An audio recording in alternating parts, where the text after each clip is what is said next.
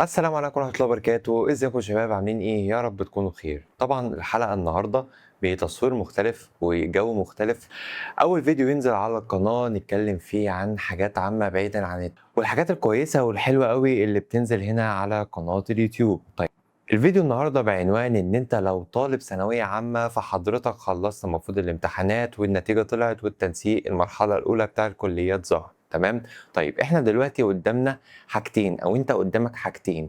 اول حاجة ان انت بتفكر بالمجموع اللي انت جبته هتدخل كلية ايه، وبناء على الكلية هتبني عليها مستقبلك. والبوينت التانية ان انت تتعلم مهارة بحيث ان انت من دلوقتي تبدأ تتعلم حاجة كويسة تبدأ تجيب لك دخل كويس، تبدأ ان انت تخلي المعيشة بتاعتك كويسة. تعال بقى يا صديقي نتكلم في الموضوع ده. احنا دلوقتي في 2026، و2026 زي ما احنا عارفين ان التطور بقى عالي جدا، والاي اي بقى عالي جدا، والاي اي بقى محتاج ناس كتير، والسوق بقى محتاج ناس كتير. بس خد بالك السوق فيه شغل كتير قوي، بس مقابل الشغل الكتير ده في ناس كتير قوي في نفس التخصص. طيب الحل ايه؟ الحل ان حضرتك تشتغل على نفسك اكتر. طيب انت دلوقتي لو هكلمك على المهارة اللي انا شغال بيها، تمام؟ فانا محمد جابر، انا خبره 4 سنين جرافيك ديزاينر، اشتغلت مع شركات كبيره جدا زي عمرو نصوحي ورامي بومج، واشتغلت مع اكبر مدرسين الثانويه العامه في مصر كلها، واشتغلت مع اكبر البراندات في الاعلانات. انا دلوقتي زي ما قلت لك انا جرافيك ديزاين، انا دخلت حته التصميم. طيب انا بدات ازاي اصلا في حته التصميم ده؟ كل الفكره ان انا حطيت في دماغي ان انا عايز ابدا الحاجه دي. كنت بقعد يعني كنت بقعد اتفرج على تصميمات المدرسين وتصميمات المطاعم، وازاي السندوتش ده اتعمل كده، وازاي الصوره دي اتعملت كده، وازاي الريتاتش ده اتعمل كده. طبعا قبل الاي اي وقبل كل ده من 4 سنين فاتوا. 4 سنين فاتوا ده انا كنت في تانية ثانوي، تمام. دخلت ثالثه ثانوي، بدات ان انا اخد كورس. وانا بالمناسبه انا من الغربيه، فكنت بسافر كل جمعة أروح كورس في القاهرة في الدقي مع مستر وسيم شبانة، والحمد لله كنت بسعى.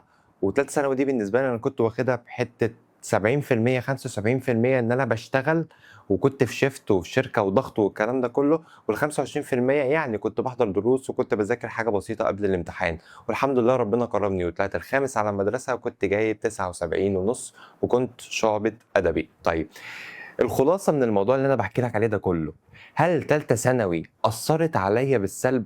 لأ، ما أثّرتش عليَّ بالسلب، لإن الحمد لله جِبت مجموع يقدر يدخّلني تلات أرباع الكليات. أمّال أثّرت عليَّ بالإيجاب؟ آه طبعًا أثّرت عليَّ بالإيجاب. خلّتني أول حاجة أفهم يعني إيه graphic design، تاني حاجة أفهم يعني إيه أبقى شغّال تحت ضغط في شركة، وخلّتني أفهم يعني إيه إن أنا شغّال تحت ضغط الناس اللي شغّالين معايا، وأبدأ إن أنا أسمع النصايح بتاعتهم، وأبدأ إن أنا أسمع كلامهم بحيث إن الشغل بتاعي يتطور ويكون شكله كويس جدًا.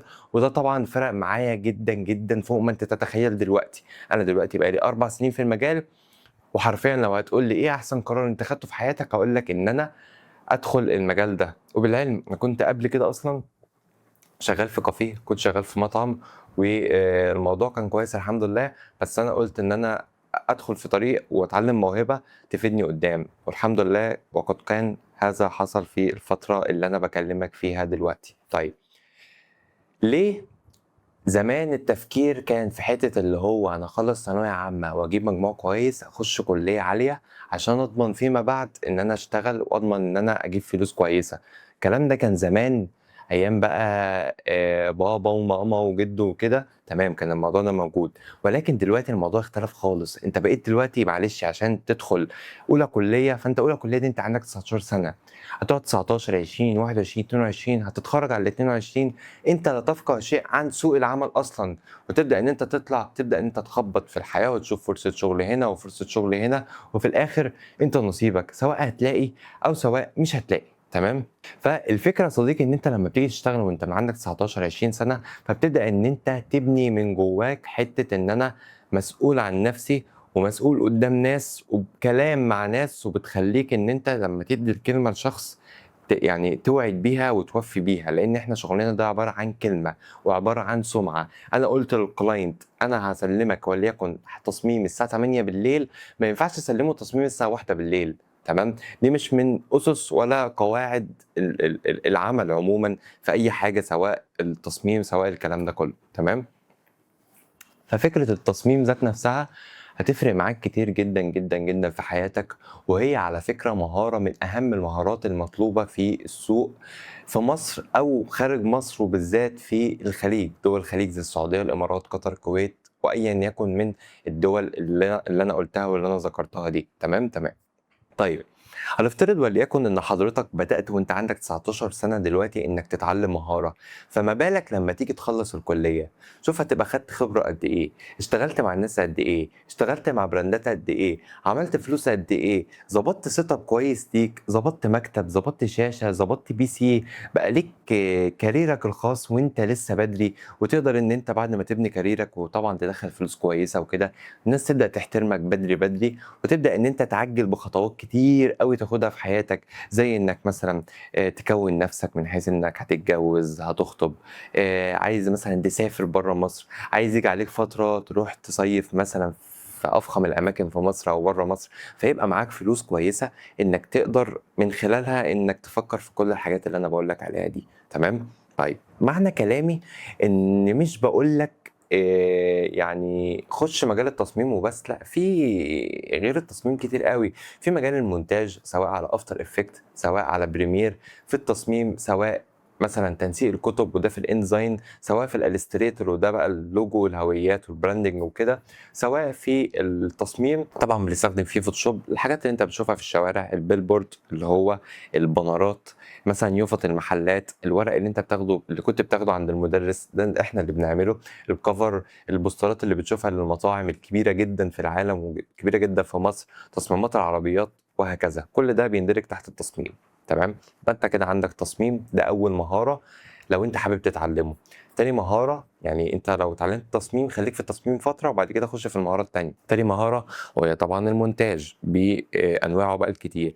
تالت حاجة وهو الmotion graphic. رابع حاجة، حاجة اسمها 3D blender اللي هو بيبقى المنتجات، يعني مثلًا لو أنت قدامك دلوقتي كان زي بيبسي أو كنز أو كيس أو أي حاجة تبع الpackaging اللي هو تبع الطباعة، تمام؟ فالحاجات دي كلها عشان يصمم لك الشكل الكروي بتاع مثلًا الغطا من فوق بتاع بيبسي سواء ميريندا، شوبس، أي حاجة، فده كله بيحتاج 3D blender، والأهم من ده كله إنك لو دخلت أي تخصص من ده وأي مجال من ده، إنك تهتم إنك تطور نفسك في الAI لأن الAI كل يوم في تطور مستمر. فالخلاصة يا صديقي، الخلاصة إن أنت لازم تاخد خطوة في حتة إنك تتعلم مجال وتتعلم مهارة جديدة تقدر إنك تدخّل منها فلوس كويسة، وعلى فكرة مش مقتصرة على شغل الشركات بس، أنت ممكن تشتغل مع نفسك ولحالك بدون ما حد يكون رقيب عليك، ده بنسميها freelancer، تمام؟